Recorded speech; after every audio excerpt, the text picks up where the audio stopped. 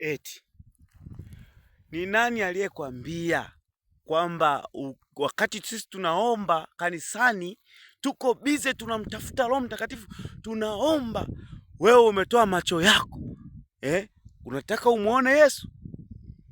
Nani aliyekwambia utamuona Yesu macho kwa macho ukiwa kanisani? Wakati sisi tuko bize, tuko rohoni, wewe umetoa macho tu, umetumbua macho. Nani aliyekwambia? Wewe ni shemasi? Wewe ni shemasi, una cheo cha ushemasi? Tabia gani hiyo? Mwe mnafumba macho, wakati mwingine mnashindwa kubarikiwa kwa sababu ya macho yenu. Muda wote tu umetoa macho. Macho ni unaangalia tu, unapepesa, hauko rohoni. Unataka nini wewe?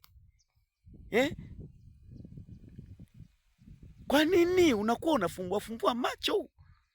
Sisi tunajua ukiwa rohoni lazima ufumbe macho. Unataka ugundue nini? Au ndo ule wimbo kwamba nataka nimfahamu Yesu, nimjue? Nataka umuone Yesu?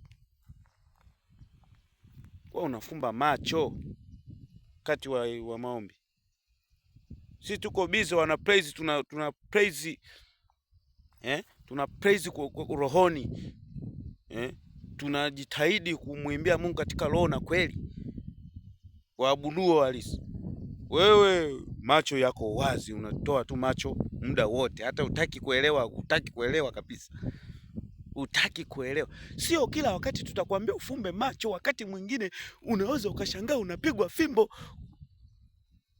Sasa hivi tutakuwa tunakuja na fimbo ibadani. Chapa fimbo kama utaki kufumba macho. Hizi nyakati zimebadilika. Wewe watu tunafanya mazoezi Jumatano, Ijumaa, watu wanafanya mazoezi ya praise kukuingiza wewe rohoni. Utaki kuingia rohoni. Sasa unataka nini?